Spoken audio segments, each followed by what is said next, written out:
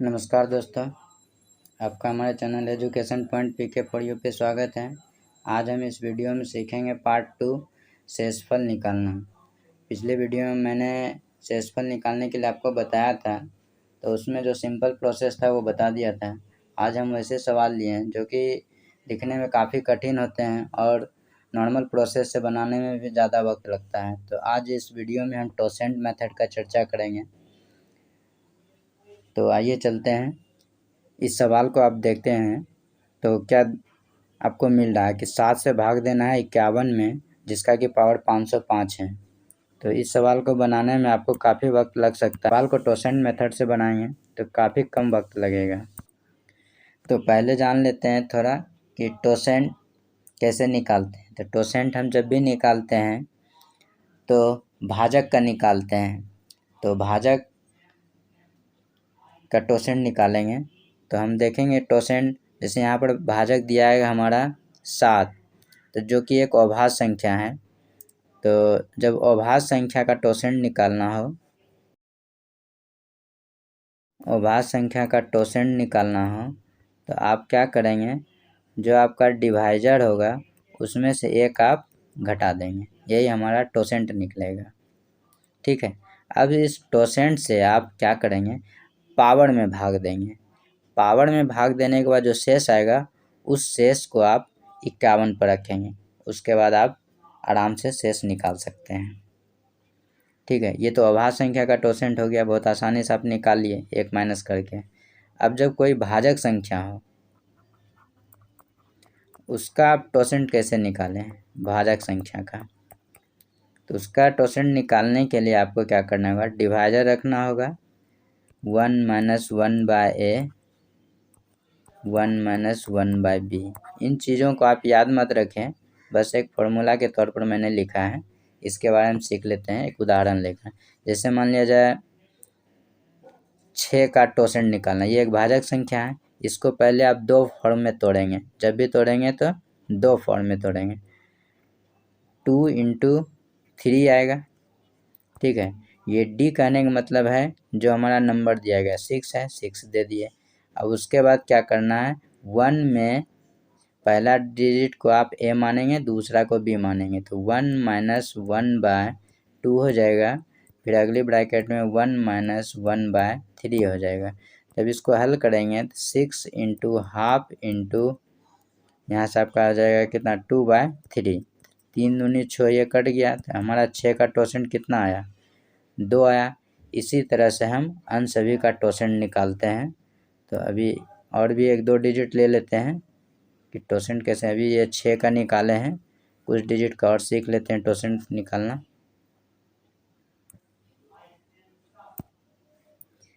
अब मान लीजिए 9 का टोसेंट निकालेंगे तो ये देखेंगे इसका जो फैक्टर होगा 3 × 3 होगा। और ये देखेंगे कि इसमें दोनों सेम डिजिट हैं। जब सेम डिजिट होता है किसी एक डिजिट को ही लेते हैं, दोनों डिजिट का नहीं निकालते हैं। तो यहाँ पर डी जो आपका है 9 है, ब्रैकेट में क्या रखेंगे, 1 - 1/3। जब इसको आप हल करेंगे, यहाँ देखिए 2 3 था, हम एक ही लेंगे, इस बात को आप याद रखिएगा। तो 9 × कितना हो जाएगा, 2/3। तो 3 × 3 = 9। तो 9 का टोसेंट आपका कितना हो जाएगा, 6 हो जाएगा। जैसे 12 का टोसेंट निकालना है तो इसको आप 2 × 2 × 3 लिखते हैं।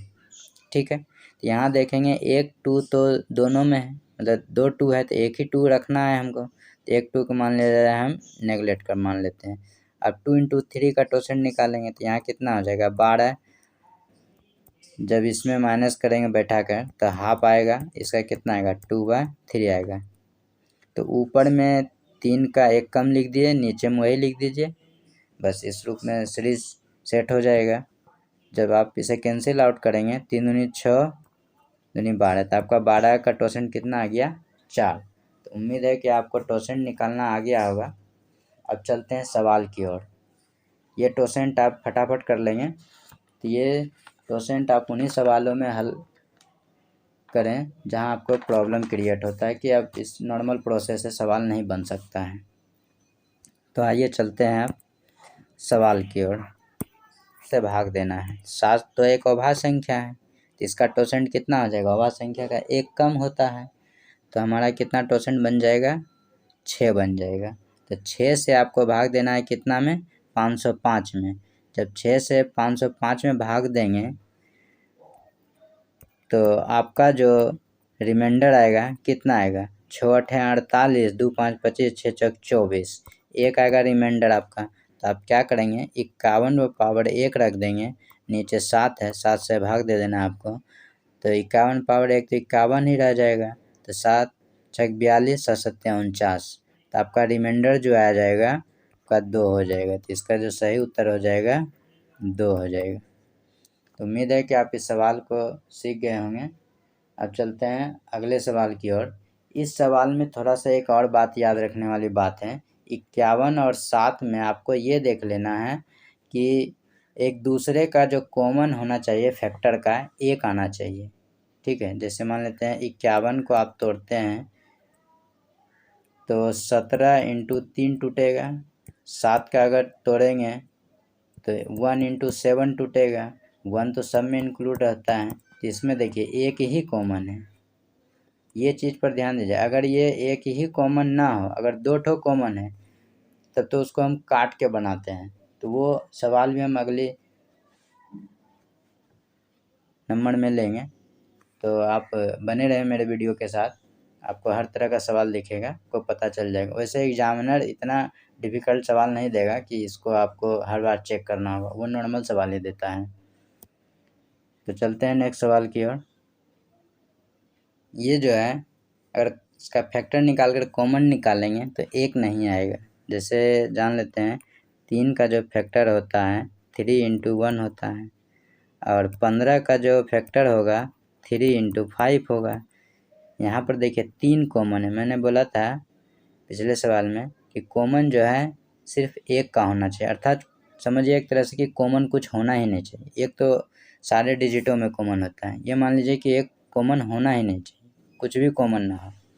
तो 3 और 15 में यहाँ देख रहे हैं पहले क्या हम कि एग्जैक्टली कट रहा है, तो पहले इसको हम छोटा रूप करके काट देंगे।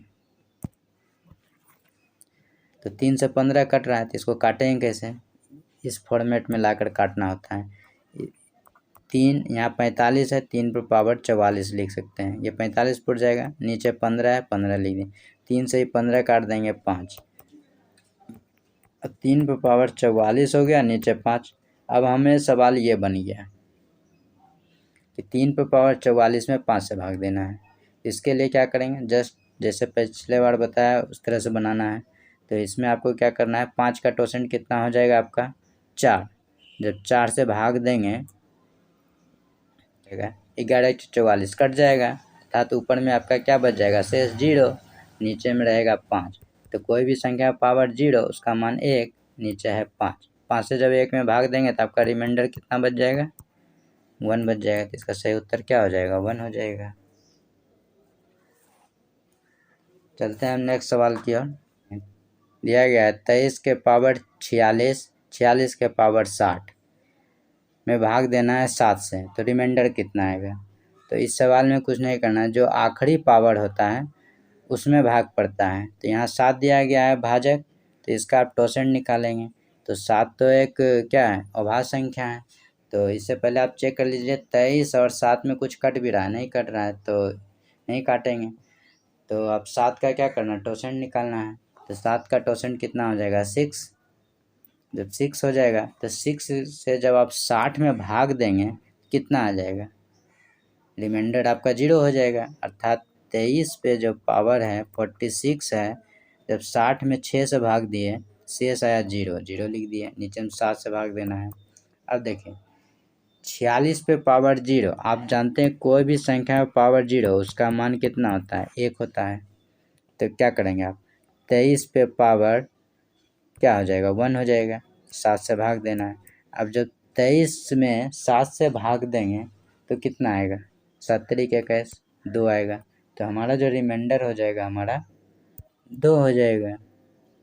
देखिए टोसेंट मेथड कितना आसान हो गया।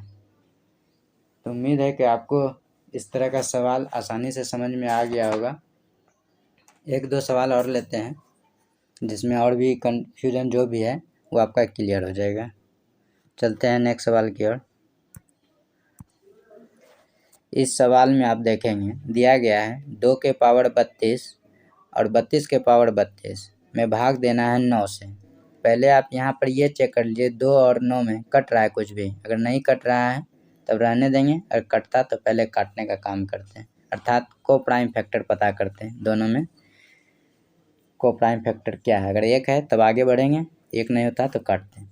यहाँ पर देख रहे हैं एक ही है, तो इसमें आप देखेंगे कि 9 जो है एक भाज्य संख्या है। इसका पहले आपको टोसेंट पता करना है, तो 9 का टोसेंट क्या हो जाएगा। 9 का टोसेंट आपका फैक्टर तोड़ेंगे 3 इंटू 3 आएगा, तो इसमें तो एक ही 3 लेना है चूँकि सेम डिजिट है, तो 9 इंटू 2/3 हो जाएगा। तो 3 से कट जाएगा, 3 3 9, 6 आएगा आपका टोसेंट। तो इस टोसेंट को सबसे आखिरी पावर में भाग देंगे, ठीक है, तो भाग दीजिए 2 के पावर 32, जब आखिरी पावर में भाग देंगे 6 से, तो 6 × 30 बचेगा शेष 2 लिख दिए, नीचे में 9 से भाग देंगे। अब देखिए क्या है कि ऊपर वाला पावर छोटा हो गया लेकिन मिडिल वाला पावर जो है अभी छोटा नहीं हुआ, तो अब क्या करेंगे, इसमें भी टोसेंट से भाग देंगे। चलिए अब इस 32 में 6 से भाग देंगे तो कितना आएगा, 2 आएगा, शेष पहले से 2 था, 9 से भाग देना है। अब देखिए क्या बचा, इस 2 का स्क्वायर 2 कितना हो गया, 4, नीचे कितना है 9। जब इसको हल करेंगे कितना आएगा, 16, 9, तो आपका रिमाइंडर कितना आ जाएगा, 7 आ जाएगा। तो इसका जो सही उत्तर हो जाएगा हमारा 7 हो जाएगा।